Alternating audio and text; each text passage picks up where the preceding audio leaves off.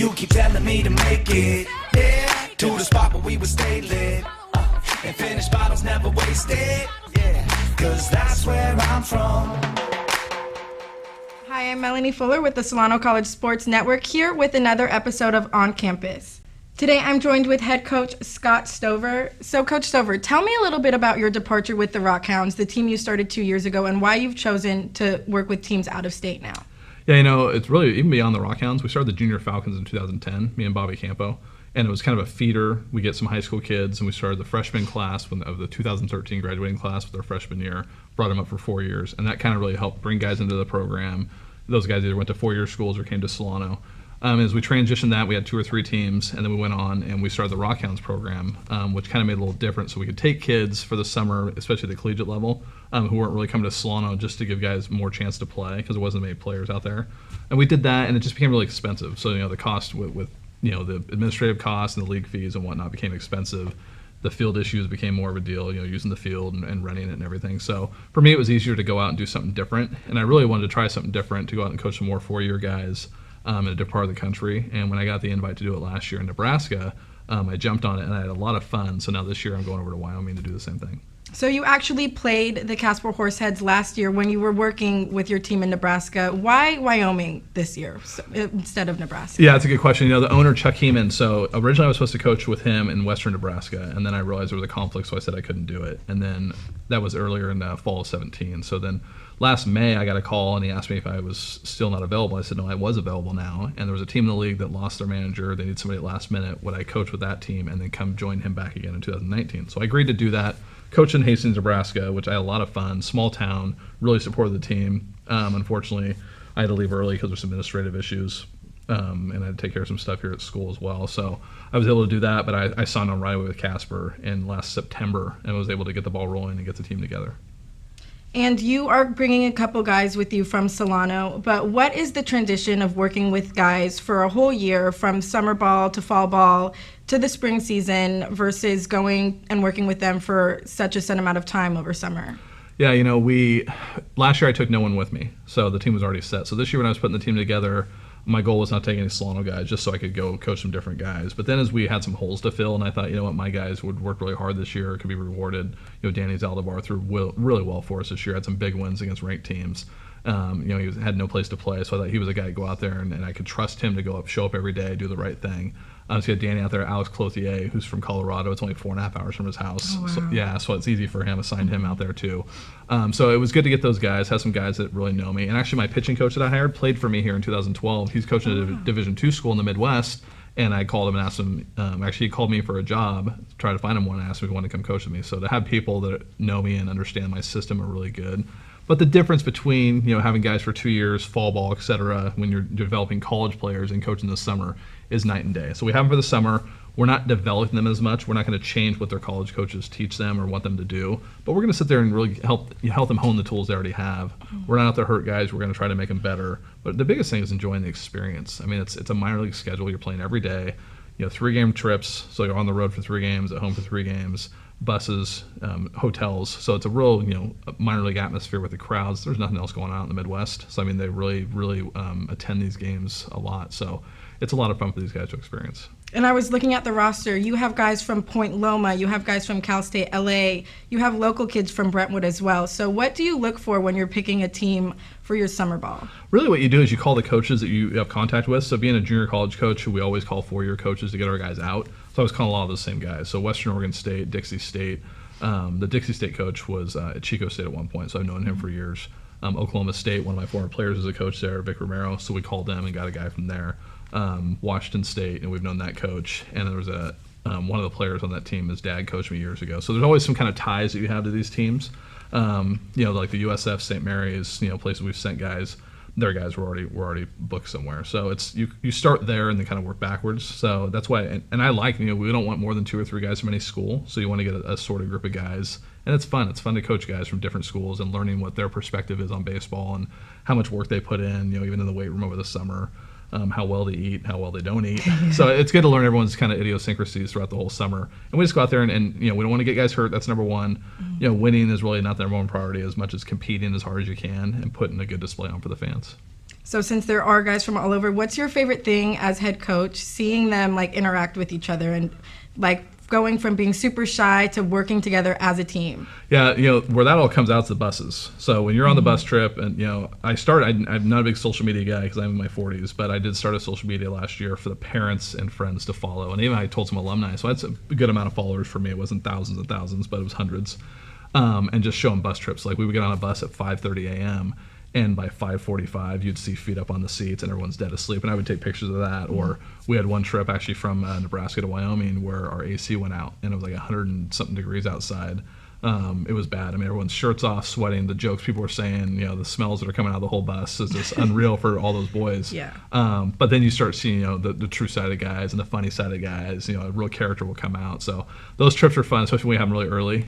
So like we open up at home and then we immediately go to Hastings where I was at last year. So it'd be good to get guys on the bus and just kind of see who's who and who's the funny guys, and that really comes out. And the TV exposure out there is great. I mean, the local news covers everything really well. So we'll do interviews and have fun with it.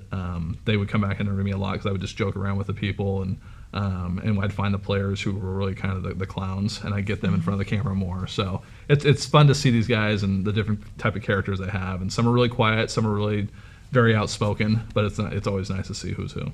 Do these guys teach you anything, like, as a head coach, they work with other people too. So do they teach you anything that you bring back with you when you're done over the summer? Yeah, it's more so what they tell me what they learn in their programs. So some kids we had last year, some kids that we didn't learn that much in our program, but just go out and play, which is fine if the program's successful and they get talented kids. Other kids, like we had a pitcher who never really threw inside. He was never taught to throw inside, and so once we got him convinced to do that, he ended up being pitcher of the year. So it is kind of interesting to learn what some guys learn, just the way they pitch certain ways. Sometimes they pitch backwards in certain areas of the country in certain leagues. It all depends on the division too. I mean, Division I players are a little different, a little more aggressive. Yeah. Division II, it goes down. NAIA kids. I mean, our strongest hitters were our NAIA kids because these kids were 21, 22 years old, big, strong kids. Like I said, I mentioned to other people before, I had this freshman from out of New Jersey who was just built like an athletic specimen, but he'd never really been taught. He didn't know how to bunt. He's like, no one really taught me how to bunt. So yeah, I'd be like, I'll play you both games today if you just get 2 bunts down. I don't care if they're fair or foul, you're safe. But he's like, no one really taught me how to do that. So it was interesting to see some of these kids and what they learned. So yeah, I mean, I wouldn't say I learned, like, brought back new things with me as much as it's understanding that there's a different mindset. We're the West Coast, so not that we're better than anyone else, but it's just different out here. As you get through, the Midwest, it changes, and kind of the approach. So everyone's approach is a little different. Not that it's right or wrong, it's just different. So I learned some different approaches from kids. And what about working with other coaches? So you're only working with them for a short amount in the summer too. What is that like, working with people other than Robbie and Bobby? Yeah, it's good. Last year my assistant coach actually, his dad played in the big leagues for 14 years. It's Jason Stein's his name, and he was the assistant hitting coach for the Cleveland Indians, big league club, not the minor league club, for 5 years. So it was always interesting to hear his perspective. But it was funny because my approach has always been kind of a pro style anyway. And he said, he was relieved to see our approaches were similar, that since he had a pro style, then mine was similar to that too.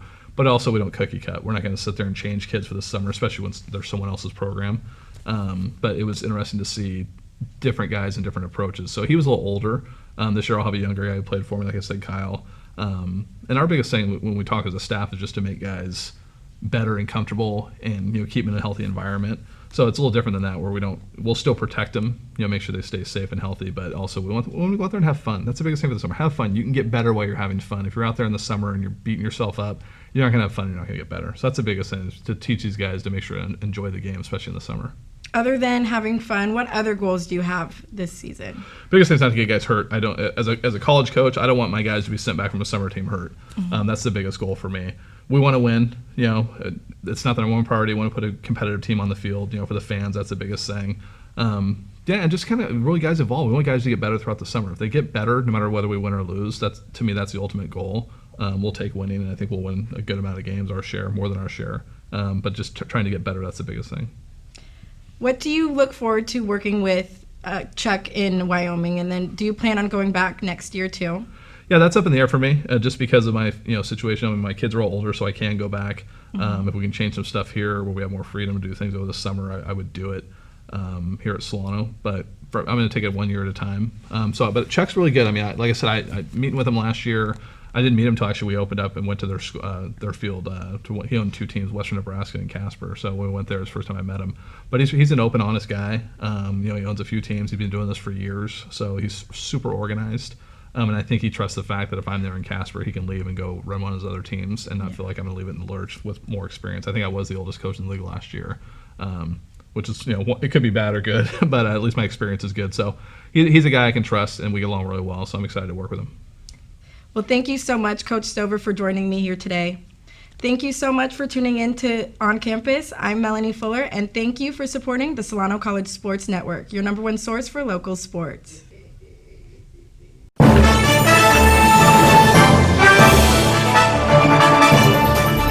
The exponential growth from the program from my first year to my 3rd year now, that's what keeps me coming back and keeps me excited and just like fulfills me as a person. It's so impressive, and we every time we walk in here, you guys are doing something different. It's great. It's nothing but opportunities here, and we have sports to cover, we have the equipment. Because the more ambitious you are, the more opportunities you'll have. On-the-job training is huge. You get the hands-on experience. When someone asks who can do it, you can raise your hand and say, I can do it. So Joining the class was the best decision I ever made.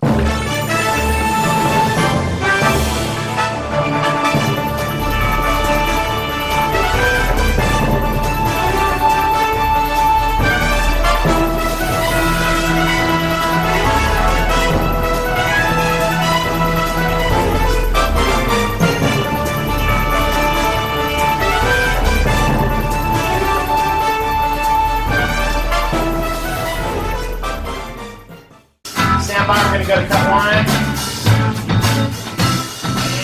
cut 1. Cross court to Audrey Jones. Audrey for 3! It is good! With 1.3 seconds left on the game clock. Audrey Jones with one of the biggest shots ever. the sky's the limit, really, with what we can do here. College just got affordable. Up to 100% of enrollment fees can be reimbursed for first-time college students taking full-time classes. At Solano Community College, we are taking full advantage of this to further your future. With certificate and degree programs in industrial technology, aeronautics, biotechnology, and many others, Solano Community College is a staple for success. For more information, please contact the Financial Aid Office at 707-864-7000. Welcome to TV 55. In this hands-on class at Solano Community College, you will learn all aspects of television production, how to use high-end cameras, lighting, and audio equipment in the field and right here in the studio. Whether you are looking at making better YouTube videos, educational or promotional segments, or finding your creative passion, enroll today. Get an art school education at the fraction of the cost. Visit us online at solano.edu. Baseball season is right around the corner and we need your help. Your hometown Solano Mudcats are looking for host families. We are currently signing players from all over the nation to play right here in Vacaville, and they need a place to stay. This is a great opportunity to get to know our Mudcats and be a part of our Mudcat team. Provide a player room and board, and you and your family will have free entry to all home games and a few select events for the team. For more information, email us at solonomudcats@gmail.com or visit us at solonomudcats.org.